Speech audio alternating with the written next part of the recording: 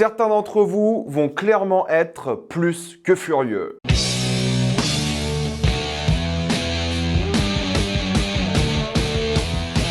Furiosa. Comme d'habitude, jusqu'à la minute indiquée dans le titre de la vidéo, il n'y aura pas de spoilers, comme vous êtes tranquille, après on va tout spoiler. Furiosa est l'histoire d'une femme qui cherche désespérément à se venger d'un chef de guerre qui lui a causé énormément de peine. Mais avant ça, on va suivre sa jeunesse et surtout son évolution sur plusieurs années avec toujours cet objectif en tête. Lorsque je sors du cinéma, je sais généralement à quoi vont s'attendre les gens. Mais là, je dois être honnête, je sais pas trop ce que vous allez en penser. Et avant d'en parler plus en détail, j'aimerais remercier le partenaire officiel de cette vidéo, CyberGhostVPN et ses 38 millions d'utilisateurs et presque 5,5 sur Trustpilot. Vous les connaissez, c'est grâce à eux que je peux faire plein de vidéos, mais aussi, surtout, vous débloquer des plateformes de streaming avec bien plus de contenu. Vous le savez, hein, vous prenez un VPN aux États-Unis, en Angleterre, dans plein de pays d'Europe, en Belgique, en Suisse ou même encore une fois en Amérique du Nord, au Canada, et vous avez la VSTFR et même la VEF dans certains pays pour ceux que ça intéresse, et les catalogues doublent de taille, parce que oui, en France, on a l'un des pires. Netflix, il y a plein de films parfois pas très intéressants, comme Madame Web ou Tout Sauf Toi, mais il y a aussi des chefs-d'œuvre comme Past Lives. Sur Disney+,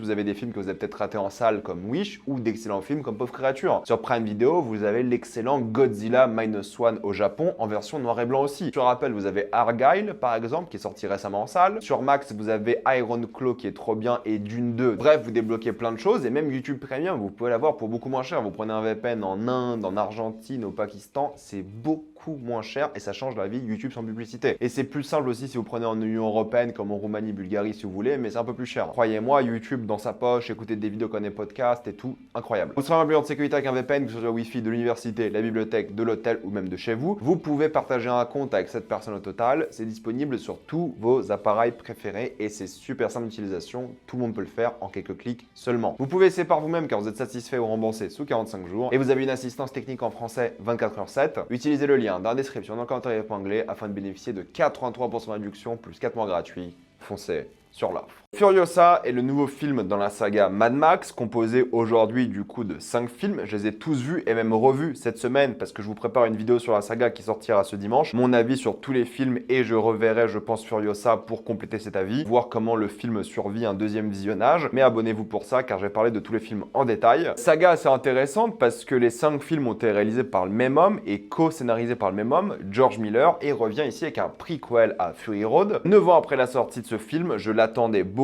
car Fury Road est pour moi l'un des plus grands films d'action de l'histoire et que George Miller n'a fait aucun mauvais film d'après moi. Alors oui, comparé à Fury Road, les effets numériques de la bande-annonce de Furiosa me faisaient un petit peu peur, c'est vrai. Je vais en parler dans cette vidéo évidemment, mais j'aimerais juste vous dire un truc. Si vous vous attendez à Fury Road 2, vous allez être énormément déçu. Ce n'est pas du tout la même chose. Franchement, les deux films sont incomparables, à quelques exceptions près évidemment, et le fait que c'est un prequel, du coup c'est le même univers et tout, mais narrativement, scénaristiquement et en termes de mise en scène, c'est quasiment pas la même chose. C'est tellement différent. Donc gardez ça en tête parce que je vais pas le répéter durant toute la vidéo. Et d'ailleurs, je trouve la bande-annonce assez mensongère au final car ça vend un énorme film épique d'action et c'est pas exactement ça. Le but de l'histoire, ça sera donc d'explorer l'origine story de Furiosa, de sa jeunesse jusqu'à Fury Road, mais ça sera sous un couvert de revenge movie car elle aura un objectif, c'est de se venger. D'ailleurs, c'est important de le noter car son développement n'est pas non plus le centre de l'histoire, comme beaucoup de films Mad Max. L'objectif de l'histoire, c'est avant tout de développer le monde. Et ici, on voit l'évolution du monde durant plusieurs années à travers ses yeux. Et la thématique des yeux est importante, surtout en termes de mise en scène, mais on en parle après. Et de toute façon, les choses les plus intéressantes concernant Furiosa ont déjà été dites dans le film précédent. Donc, elle n'a pas énormément beaucoup de développement, ça peut en déranger certaines personnes, mais moi, ça m'a pas dérangé. Et ça donne un peu plus de poids à ses motivations dans le film précédent. Mais ce qui est important quand même, c'est qu'Anya Taylor-Joy a réussi à nous faire oublier Charlize Theron. Elle est vraiment géniale, on n'y voit que du feu, on voit parfaitement la transition aussi. C'est un choix de casting formidable, elle fait un excellent travail. Mais son personnage a un objectif, c'est de tuer Dementus et de se venger de cet homme qui est aussi interprété par Chris Hemsworth, qui fait un super travail, peut-être l'un de ses meilleurs rôles. Il est complètement transporté dans le personnage. Un personnage qui va vraiment diviser. Je pense que certains vont le détester, certains vont l'apprécier, j'en parlerai surtout en spoiler. Mais on passe beaucoup de temps avec lui, beaucoup plus que je m'attendais pour le coup. Et j'aime bien ce qu'ils en ont fait personnellement, mais je peux pas trop vous en révéler car les bandes annonces n'en révèlent rien, du coup je vais me taire, mais j'en parlerai évidemment en spoiler, mais je trouve assez réussi. Et il y aura aussi d'autres personnages importants. Je vais pas tous les citer ici encore une fois pour pas spoiler, mais il y aura aussi le retour d'Immortan Joe. Encore une fois, un personnage assez charismatique, assez réussi, pas très présent, je le précise. Ne vous attendez pas à voir Immortan Joe, c'est pas son histoire. Mais je trouve quand même que les relations entre tous les personnages sont vraiment réussies, surtout une que je vais évoquer en spoiler. Les acteurs font tous un bon travail. travail, ils sont plutôt bien écrits, mais c'est pas non plus le but principal du film, je dirais. Et c'est là que la narration du film va beaucoup diviser aussi, et je pense que beaucoup de personnes vont trouver la narration particulière. Le film est fait comme un roman. Il y aura plusieurs chapitres, et les chapitres vont faire que les événements s'enchaînent assez vite. Vu qu'on passe plusieurs années avec Furiosa, il y aura plusieurs chapitres, et on va enchaîner les événements clés de sa vie. Et c'est là qu'il faut se poser une question. Est-ce que c'était intelligent de faire les événements enchaînés l'un après l'autre de sa vie, plutôt que de raconter un seul événement qui l'a caractérisé? C'est un débat, on n'en sait rien, mais dans ce film-là, c'est un enchaînement d'événements, parfois un peu déconnectés, parfois avec des transitions assez jolies, je trouve, sur la nature et des choses comme ça, mais ça s'enchaîne assez vite, et je pense qu'en termes de rythme et de narration, ça peut en déranger certaines personnes. Moi, c'était pas mon cas. On est dans une histoire linéaire, certes, mais qui enchaîne les événements sans parfois avoir une vraie connexion entre eux, juste parce qu'il faut aller à l'événement suivant pour arriver au film précédent. Et c'est intéressant parce qu'il explique beaucoup de choses de Fury Road, de tous les points de vue, mais ne donne pas forcément plus de poids à Fury Road. Je sais pas si vous voyez ce que je veux dire, c'est-à-dire qu'on va expliquer comment son personnage a perdu un bras, l'origine de la Warig, on va explorer plusieurs villes qui sont rapidement évoquées dans le précédent film. Il y a certains personnages qui sont présents et on explique un peu leurs origines aussi, mais en regardant ce film, ça ne donne pas plus de poids dramatique à Fury Road. C'est un prequel qui ne rend pas Fury Road meilleur émotionnellement, parce que Fury Road te racontait déjà toute l'histoire que tu devais avoir dans son film sans avoir besoin de prequel, et ce prequel là se détache un peu de Fury Road, étonnamment, tout en expliquant beaucoup de choses de Fury Road d'un point de vue scénaristique. Mais Fury Road n'avait pas besoin d'explication. Et d'ailleurs, beaucoup de choses qui sont expliquées disparaissent, ou alors n'ont pas de conclusion, ce qui est assez étrange. Je vais vous donner un autre exemple. Vous savez, quand vous regardez Rogue One, ça donne plus de poids dramatique et émotionnel au Nouvel Espoir, parce que tu sais que les sacrifices dans Rogue One mènent au Nouvel Espoir. Là, dans ce film-là, ça n'a pas plus d'impact, je trouve, sur Fury Road. Et je l'ai revu hier, Fury Road, donc c'est encore très frais. Et c'est bizarre, parce que tu vois des nouveaux personnages dans ce film-là qui sont pas dans Fury Road, et tu dis, ok, ou ils vont disparaître, ou ils vont mourir. Mais il y a certains personnages qui n'ont pas de conclusion narrative et qui sont pas non plus dans Fury Road. Donc t'as encore l'impression qu'il manque un film entre les deux, ce qui est très très bizarre parce que c'est pas vraiment le cas. C'est surtout tout ce qui concerne Immortan Joe, son royaume, qui est très expédié, alors qu'il y a un build-up qui est fait dessus, et c'est expédié dans une séquence que j'ai honnêtement détestée. Et je trouve la fin du film extrêmement peu satisfaisante pour le coup. Et tout ce qui concerne d'ailleurs Immortan Joe, très peu satisfaisante aussi. Je vais pas rentrer dans les détails ici, mais tu sors du film un petit peu frustré, je trouve. Et c'est là que c'est bizarre parce que c'est le film le plus long de la saga, 2h30, et t'as pas l'impression de voir une épopée. Vu que les événements s'enchaînent l'un après l'autre et t'as jamais le temps de te poser, mais c'est pas non plus un film avec beaucoup d'action, c'est juste des événements d'une vie pour arriver au personnage du film précédent. C'est ni une course épique pour se venger, et c'est ni une épopée sauvage dans le désert comme t'aurais pu avoir. Donc c'est assez particulier, moi ça m'a pas énormément dérangé, encore une fois, je trouve que c'était ok, mais peut-être une opportunité ratée de ne pas s'être concentré sur un seul événement de sa vie. Peut-être il a peur de la redite de Fury Road, mais je trouve que du coup les événements ont pas toujours un sens narratif, où la scène que tu viens de voir n'impacte pas toujours la scène qui arrive juste après. Et c'est particulier en termes d'ambiance aussi, parce que c'est pas du tout la même ambiance que Fury Road, évidemment, et encore une fois je compare, je suis désolé, hein, mais tu vas découvrir de nouvelles villes, de nouvelles factions, et du coup ça va amplifier le world building du précédent film. Mais ça sera très en surface, c'est-à-dire que tous les lieux que tu vas visiter, les nouveaux, tu vas à peine les visiter, il y aura peut-être une scène d'action dedans, mais vite fait. Il y a encore plus de saleté, je trouve, ce qui est intéressant, et beaucoup plus de violence corporelle et charnelle, ce qui est assez intéressant aussi. Mais il y a un côté plus virtuel au truc. Alors c'est un film qui n'a pas été filmé en Namibie, contrairement au précédent, ça a été filmé entièrement en Australie. D'ailleurs l'Australie a tellement donné un crédit d'impôt qu'ils ont quasiment financé tout le film, parce que l'impact économique du film apparemment pour l'Australie est gigantesque. Du coup ils ont tout filmé en Australie, ce qui est logique parce que Mad Max ça se passe en Australie, très bien. D'ailleurs t'as un plan au début du film qui va de l'espace à l'Australie pour te rappeler ça, et ça a une autre signification dans l'histoire aussi d'ailleurs, je vais pas la spoiler ici. Mais c'est clairement un film qui fait plus virtuel que les autres. T'as l'impression qu'ils ont tourné sur des vraies routes et à certains moments dans des vrais déserts, et encore, mais grosso modo tu vois beaucoup plus les studios, tu vois beaucoup plus les fonds verts, et tu vois beaucoup plus les intégrations qui sont faites, et beaucoup de séquences tu vois vraiment qu'elles n'ont pas été faites pour de vrai, tu le ressens. C'est pas grave en soi, mais ça fait beaucoup plus effet numérique que le précédent film. Et vu que le précédent film était un miracle de cascade, de carambolage, de carrosserie défoncée, celui-ci, il n'y a pas du tout ce sentiment-là. Et d'ailleurs, beaucoup des scènes les plus épiques et intenses ont moins d'impact parce qu'elles sont clairement fausses. Et le vide du monde fait encore plus faux, là où dans toute la saga Mad Max, je trouve que le désert faisait bien plus vrai et palpable, ce qui est moins le cas ici. Encore une fois, ça c'est un peu du chipotage, mais pour ceux qui n'aiment pas les couleurs saturées et le côté très numérique, je pense que vous allez détester. Et c'est là que c'est particulier parce que t'as l'impression que George Miller, il a une volonté assez précise, s'éloigner le plus possible de Fury Road. Sa mise en scène ne ressemble pas du tout à Fury Road, sauf à certains moments. Et c'est ça qui est bizarre, c'est que Fury Road et tous les films Mad Max d'ailleurs avaient tous des caméras qui étaient embarquées sur des voitures ou dans des voitures, et du coup t'avais une sensation de l'action qui était très proche. Et là t'as l'impression que la caméra n'est jamais sur des voitures, ou très rarement, et t'as surtout l'impression de voir une caméra à certains moments assez virtuelle ou qui ne crée pas de contraintes physiques. Il y a des séquences qui sont très bien, je dis pas, hein, mais la caméra a l'air plus fausse et plus flottante et moins posée sur des voitures, et du coup ça crée moins d'intensité. Il y a beaucoup moins de narration environnementale, on n'est plus vraiment beaucoup dans le world building contrairement au précédent film. Là on se concentre pas mal quand même sur les regards, c'est important, le regard des gens, le regard du monde à travers le point de vue des gens, en parallèle avec des loops par exemple et plein de petits objets, mais beaucoup moins dans le précédent film. Ce film-là te dit ok,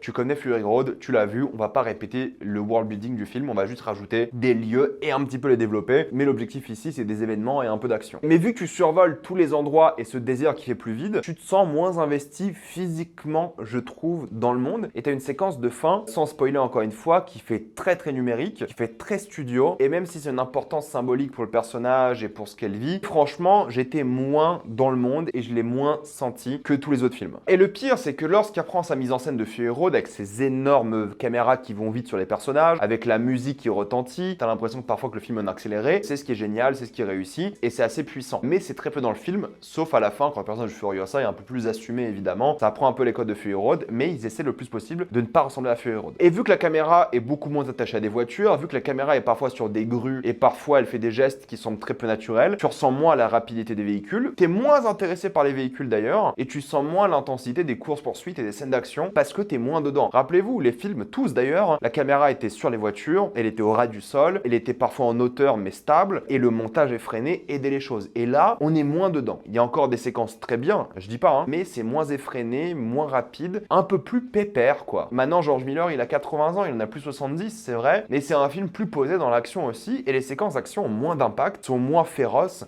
sont moins puissantes, sont moins grandioses, sont moins fortes, et il y en a pas beaucoup, au final. Ce qui est pas grave en soi, moi ça me dérange pas, mais pour ceux qui s'entendent à de l'action, il y en a très peu, et dans 2h30, il y en a vraiment pas beaucoup. C'est pas un film non-stop action, et l'action est pas aussi grandiose que dans beaucoup de films Mad Max. Et des scènes d'action dans les films précédents qui m'ont plus impressionné que beaucoup de scènes d'action ici. En plus de ça, du coup, les voitures sont moins l'objet filmique, les caméras sont moins attachées aux voitures, et on passe plus de temps sur les personnages, leur regard, leurs actions, et sur le désert. On va se concentrer beaucoup sur le sable, sur des grottes, sur du feu, sur des routes à certains moments, sur des crevasses, mais je trouve que c'est pas assez, et beaucoup de ces endroits-là font très faux aussi. Et ça joue beaucoup moins sur le symbolisme aussi, ce qui est assez étrange, parce que la saga a toujours été remplie de symbolisme, ce qui est beaucoup moins le cas ici. Puis encore une fois, montage moins effréné, les bruitages pareil et le son de manière générale moins inspiré. Quelques transitions cool, d'accord, mais ça se repose un peu sur ses lauriers, quoi. Et c'est moins original, alors forcément en termes de direction artistique, ça prend beaucoup de Fury Road, c'est logique, c'est le même univers, ça se passe quelques moments avant au final. Il y a quelques modifications, quelques ajouts stylés, quelques améliorations, très bien. On reste dans le BDSM, le cuir, le cannibalisme, la consanguinité, les viols, tout l'univers de Mad Max, les pustules, les déformations physiques, mais un peu plus timide tout de même. Du coup, ça crée pas de nouvelles choses, ça n'ajoute pas de nouvelles choses. Oui, il y a des trucs cool, comme un Monster Truck, mais ça on l'a déjà vu dans le précédent film. Les chars de Chris Hemsworth sont sympas, les chars moto c'est une bonne idée, et son gang de bikers c'est une bonne idée, mais c'est limité, et on a vu un gang de bikers dans le précédent film aussi. C'est un film qui rajoute pas grand chose à l'univers, ce qui est un peu triste. Il y a quelques idées cool, surtout son gang, et là où ils habitent, et la manière dont ils exécutent les gens qui est sympa, et l'apport aux animaux a toujours été intéressant dans la saga, la cruauté animale, et cette fois-ci les animaux se rebellent un petit peu, ce qui est intéressant. J'en parlerai dans ma vidéo saga, mais le traitement des animaux a toujours été fascinant, et je trouve que là il l'utilise bien. Mais même si les décors sont plus nombreux, ils sont moins remplis, et t'as l'impression qu'ils ont construit moins de décors, et t'es moins dedans, et du coup ils font un peu superficiel. Puis les effets spéciaux sont bien, la photographie est intéressante, les couleurs vont déranger certaines personnes, moi j'ai bien aimé l'esthétique, mais là où je pense que les gens vont péter un câble, c'est la musique. Il y en a pas. Et ça, c'est le plus gros choc me concernant, et la seule musique marquante, c'est celle de Fury Road qui revient à un certain moment. Là, il y en a quasiment pas. Et il y a une séquence d'action, la meilleure du film d'ailleurs, qui est sans musique, qui est bien, c'est la meilleure, hein, mais toute la séquence, je me disais, putain, imagine ces scènes avec de la musique. Parce que la musique est tellement importante à l'histoire de Mad Max, à toute la saga d'ailleurs, elle carry tellement beaucoup de scènes, et là, il n'y en a pas, ou quasiment pas. Sauf quelques leitmotifs du précédent film à certains moments, et c'est un choix particulier qui aidait beaucoup à l'adrénaline des précédents films, et là, c'est pas le cas. Et c'est bizarre, mais c'est tout à fait volontaire parce que du coup le but de ce film-là c'est pas d'avoir des scènes d'action pleines d'adrénaline, sauf à certains moments, mais c'est de jouer sur la tension. Ici le film est censé te faire stresser avec des personnages qui apparaissent pas dans le précédent film et tu te demandes vraiment s'ils vont y passer ou pas. Est-ce que la tension marche? Je trouve que personnellement pas vraiment. J'ai pas ressenti de la tension et j'ai juste ressenti des volontés de montrer de l'adrénaline mais qui n'ont pas été suffisantes. C'est pas un film qui m'a fait stresser malheureusement. Peut-être ce sera le cas de beaucoup de personnes, mais moi ça n'a pas été vraiment mon cas, sauf à quelques séquences mais vite fait. Après on reste dans les thématiques Mad Max classiques, les ressources. Celui qui possède les ressources possède le pouvoir. Et là, il y a un twist par rapport à ça qui est intéressant. En plus de ça, celui qui a les ressources en veut plus et veut contrôler le monde. Et c'est un film un peu plus politique aussi, et ça parle surtout de guerre. Et la thématique de la guerre a toujours été mise de côté dans Mad Max, je trouve, même s'il y avait des guerres entre des factions civilisation et des choses comme ça. Là, ils en parlent bien plus, ils citent même des vraies guerres qui ont existé, dans une séquence que j'ai trouvée nulle, je suis désolé, hein, j'en parlerai en spoiler, mais j'ai trouvé la thématique de la guerre trop superficielle, un peu ratée, pourtant ça commence avec un générique identique au précédent film d'ailleurs, mais avec une narration différente, qui se fait plus un focus sur la guerre, la Troisième Guerre mondiale et des choses comme ça, mais qui est mal développé et assez bâclé ici. Ça parle évidemment de la vengeance, un film de vengeance c'est logique, et surtout la manière dont la guerre crée de la haine, la vengeance et tout, mais voilà, la thématique de la guerre superficielle. Ça aborde un truc qui est intéressant, c'est le cynisme par rapport au monde, j'en parlerai surtout en spoiler par rapport à un personnage, et c'est intéressant parce qu'il contredit ça avec une thématique qui est très Mad Max pour le coup, qui a toujours été là, c'est se battre pour l'humanité,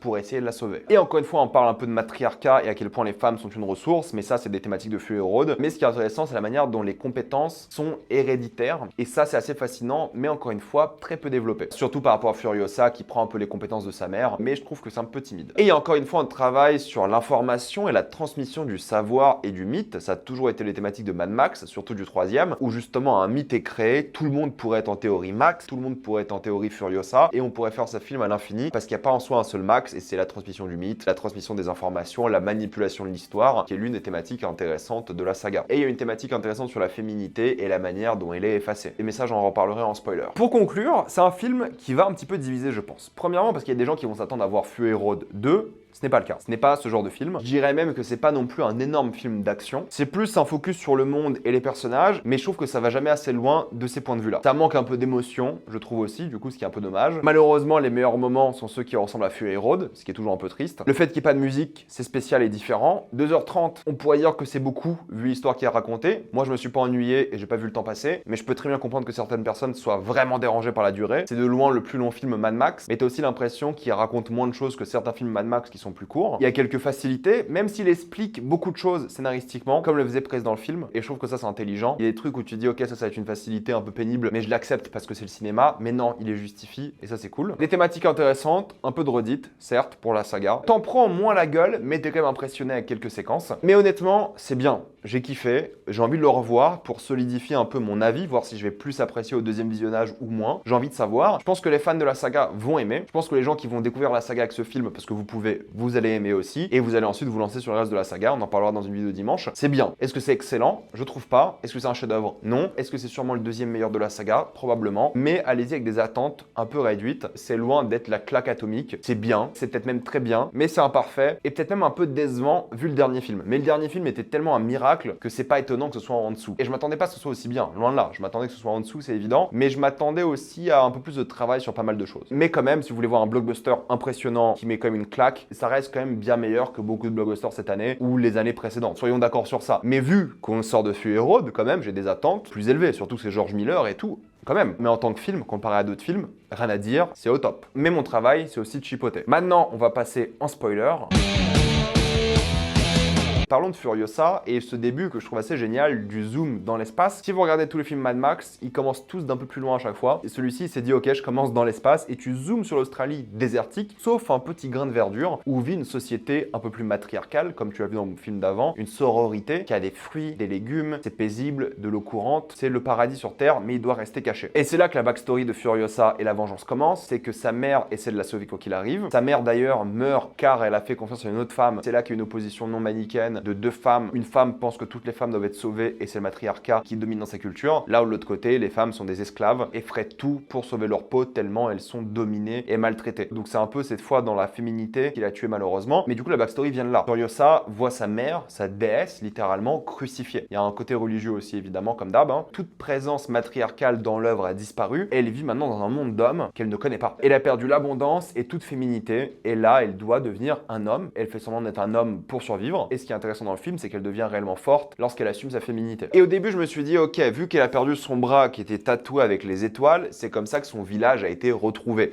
Quelqu'un a retrouvé son bras, a lu les étoiles et la carte et a trouvé son village, l'Éden, et l'a détruit avec l'eau empoisonnée et tout. Mais en me retapant Fury Road, j'ai quand même repris ces détails-là. Et au fait, le village a disparu depuis des années et ça marche pas en termes de temporalité. Furiosa dit 7000 jours, presque 20 ans qu'elle a pas été là et tu vois qu'ils ont perdu leur village depuis longtemps. Donc c'est pas le bras de Furiosa qui a mené à la destruction du village. Ça aurait pu être intéressant pour le coup, mais encore une fois, la temporalité est bizarre parce que tu sais pas c'est quoi le temps qui se passe entre la fin de Furiosa et le début de Fury Road. Parce que oui, la fin te montre l'enchaînement direct, mais il y a quand même un gap où tu dis il peut se passer des jours, des mois, des années ou être instantané quoi. L'histoire avec l'arbre à la fin. Donc peut-être c'est le bras, mais vu la manière dont ils en parlent dans Fury Road, je suis pas sûr. La manière dont elle a perdu son bras, je trouve que c'est un peu une facilité scénaristique, ou en tout cas la manière dont elle s'échappe. C'est bizarre que personne l'ait remarqué, tout de même s'il y a une tempête et tout, d'accord. C'est un peu une facilité, mais bon, je l'accepte. Et c'est intéressant parce qu'elle décide quand même de rejoindre un violeur notoire, même si elle le sait pas, au lieu de passer du temps avec l'homme qui a tué sa mère. Donc c'est un peu le délire de l'ennemi de mon ennemi et mon ami, mais elle comprend très rapidement qu'elle peut pas rester là parce qu'elle vit dans une société qui oppresse encore plus les femmes, tellement qu'elle en fait des mères pondeuses. Et c'est là que je m'attendais à ce qu'elle passe plus de temps avec les filles, mais c'est pas le cas. Et elle ne passe pas plus de temps avec les filles, mais c'est pas grave, parce que l'objectif et la motivation finale de Furiosa, c'est qu'elle a tout perdu. Elle a perdu son village, elle a pas visité depuis des années, elle a perdu sa mère, et la vengeance ne lui rapporte rien. Lorsqu'elle se venge, elle se sent pas mieux. Et c'est ça qui est intéressant, c'est que pour subvenir à ce besoin de vengeance, le seul moyen qu'elle a trouvé, c'est de recréer sa terre d'Éden, et du coup emmener les femmes pour créer une nouvelle société matriarcale qui a évidemment disparu. Mais évidemment, la meilleure scène d'action, c'est la scène avec les gyrocoptères, et c'est intéressant parce qu'en regardant tous les films, je me suis dit, c'est bizarre, ça fait longtemps qu'on n'a pas vu des machines volantes dans Mad Max. Là, c'est le cas, c'est la meilleure scène, c'est la scène qui ressemble le plus à Fury Road, je dirais même. C'est une scène géniale, sans musique, mais qui est visuellement très prenante, super dynamique, et c'est tout ce qu'on aime dans Mad Max. J'ai trouvé que c'était vraiment maîtrisé, et je me suis dit, ok, là, ça va lancer l'action. Mais non, après cette scène-là, ça s'arrête un petit peu, mine de rien. Il y avait plein d'idées sur la Warrig, comment l'utiliser. Il se balade sur la Warrig, justement. La Warrig a des sortes de tractopelles, il y a une sorte de machine infernale qui tourne à la fin. Mais cette scène, elle est importante surtout parce que là, elle trouve enfin de l'humanité et même de l'amour. Chose qui a été un peu abandonnée et quasiment jamais montrée dans Mad Max, c'est l'amour qu'on peut ressentir pour des nouvelles personnes. Et l'amour peut exister dans ce monde. Et ce qui est cool, c'est que c'est un callback au tout premier film qui était un film de vengeance aussi. Mais la différence ici, c'est que la vengeance mène aussi à l'amour, chose qui n'a jamais été développée dans Mad Max. Et elle décide de se battre pour l'amour, c'est pour ça que lorsque son personnage de Tom Burke veut se suicider, elle refuse. Elle va l'aider, elle refuse le suicide et elle essaie de le sauver quoi qu'il arrive. Et c'est là qu'il y a une scène d'action plutôt bien foutue, mais encore une fois, comme beaucoup de scènes d'action, tu les vois de loin. Donc là, elle aide avec son sniper, héritage des compétences de la mère et tout, mais la scène d'action, tu la vois de loin. Elle pourrait être faite en full CGI, ça ne changerait rien. Et il y a une autre scène d'action avec Dementus que tu vois de loin aussi, alors que tu aurais aimé voir la scène d'action en soi. Bref. Mais cette scène d'action se finit par une énorme chute d'une grue de la Warrig, et ça fait tellement faux, et il y a tellement pas d'impact, et ça fait penser à Fury Road où lorsque t'avais des petites voitures qui se cassaient la gueule, t'avais tellement une séquence de fou par rapport à ça. Là, t'as la Warrig, une grue, et il y a pas d'impact. En termes de mise en scène et tout, il y a rien. C'est un peu dommage parce que ça aurait pu être un énorme spectacle, et je trouve que c'est beaucoup moins impressionnant. Mais c'est ça qui est marrant parce que lorsqu'elle devient Furiosa à la fin, et qu'elle est dans le désert très orange, et qu'elle veut se venger, et qu'elle suit les gens, puis t'as la musique de Furiosa, la mise en scène qui reprend comme dans Fury Road, c'est génial. Ça met en avant la musique, ça présente un peu les riders que tu vois dans Fury Road, mais c'est là qu'il y a un caméo de Max, je sais pas trop à quoi il sert, mis à part peut-être pour rendre la temporalité plus confuse, parce que tu dis ok, Max est là sur cette colline depuis un moment, on sait pas ce qu'il fait là, on sait pas ce qu'il attend, et dans Fury Road, il se fait attraper. Mais tu sais qu'entre la fin de Furiosa et Fury Road, il y a quand même quelques temps, parce que Dementus devient un arbre. Je pense que c'est symbolique, je pense pas qu'il est réellement devenu un arbre, c'est juste pour le symbole plus qu'autre chose, j'en parle après. Mais du coup, qu'est-ce qu'il fait là, Max? Il attend depuis des semaines, des mois ici, ou c'est juste peut-être littéralement la même scène que Fury Road, où il se fait attraper juste après, mais en termes de temporalité, c'est confus, et je trouve que c'était pas utile. Ce genre de caméo n'avait pas d'importance d'après moi, et pas d'utilité. Pour moi, c'est du fan service qui sert à rien. Mais ce qui est cool, c'est qu'il y a un rapprochement qui est fait dans ce film-là qui amplifie tout de même un petit peu Fury Road. C'est que Max, rappelez-vous, dans le précédent film, il avait des flashbacks de sa femme et de sa fille qui se sont fait tuer. Et Furiosa, elle est même ici. Elle a souvent des flashbacks de sa mère qui l'aide ou pas. Donc c'est un rapprochement qui n'est jamais cité dans Fury Road, mais tu les comprends parce que tu comprends le lien entre les deux, et qui est ici présent et montré visuellement de la même manière, et c'est plutôt cool comme rapprochement. Puis j'aime bien quand même son long discours final sur la haine, la manière dont elle veut revoir son monde, ses parents, et la manière dont maintenant elle doit être une sorte de Moïse pour ce monde. C'est pour ça qu'elle choisit de prendre les femmes à la fin, et c'est là que t'as Fury Road. C'est quand même un choix très étrange et particulier de finir ton film prequel avec des extraits de ton film d'après qui est meilleur. Mais bon, ça c'est un détail. Je trouve Dementus un personnage assez intéressant parce qu'il est faussement bon. Tu vois qu'il essaie de montrer la compassion, la gentillesse, mais c'est pour arriver à ses fins. C'est marrant parce que personne ne l'aime, et pour rester en vie, il domine par la peur, et ça se ressent. Il y a un gars qui dit que le seul moyen de rester en vie, c'est d'être indispensable. Et d'ailleurs, on le voit bien parce que lorsqu'il énerve des gens, il se rebelle contre eux, et l'un des traîtres, on le reconnaît avec son casque à pic, musique et dans la meilleure scène d'action du film. Il est très belligérant, mais pourquoi faire? Pour obtenir des ressources? Est-ce que c'est pour l'ego? Est-ce que c'est pour retrouver la famille qu'il a perdue? C'est pour ça qu'il tient ce nounours? C'est pour s'accrocher à l'amour perdu?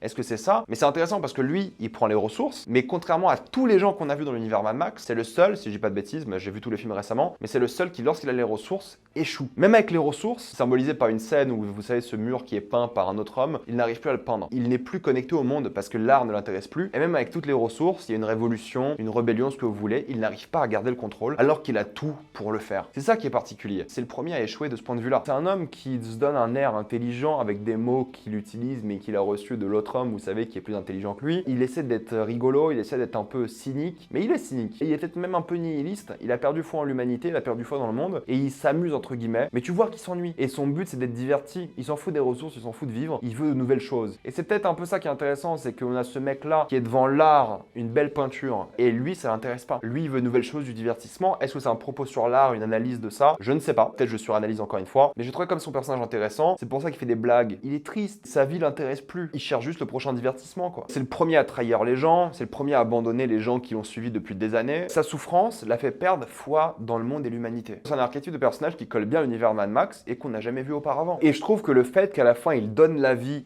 et crée la vie, c'est l'antithèse de son personnage qui est cynique et qui voulait perdre la vie. C'est pour ça que Climax, il est dans le désert où il n'y a rien. Et à la fin, il donne quand même la vie. Et là où il a échoué, c'est qu'il n'avait pas ce culte de la personnalité, ce n'était pas un bon leader, il ne savait pas diriger, que ce soit avec des ressources ou pas. Contrairement à Immortan Joe qui a ce culte de la personnalité, les gens sont prêts à se suicider pour lui, d'où ce Warboy qui se suicide au début avec une excellente scène avec Witness Me. Et ça montre qu'en guerre, il faut être un leader puissant pour gagner et les ressources ne suffisent pas. Immortan Joe est pas présent, mais c'est pas très grave. Moi, ce qui m'énerve un petit peu, c'est ce passage en guerre. Donc tu as une guerre qui commence, qui dure 40 jours, qu'on ne voit pas. Et qu'on ne voit pas à la limite, c'est pas grave, mais la manière dont il est montré, qu'il y a un siège, qu'il y a la guerre et tout, on voit pas les pertes, on voit pas les gens qui sont morts. Il y a même Scrotus, tu dis ok, ce mec-là, il est pas dans Fury Road, qui ne disparaît pas, qui ne meurt pas, pourquoi il est pas mort? Qu'est-ce qui se passe? C'est quoi cette scène de guerre qui sort de nulle part, qui est très étrange avec plein de références à d'autres guerres et qui sert à rien au final? Parce que quand tu as Fury Road, cette guerre-là n'a aucun impact sur le reste du film. Pourquoi une scène de guerre? J'ai du mal à comprendre. Et esthétiquement, même s'il y a des transitions intéressantes et tout, je trouve que vraiment on n'est pas dedans quoi. Je sais plus ce que je vais dire d'autre, peut-être j'en rajouterai dans ma vidéo Furiosa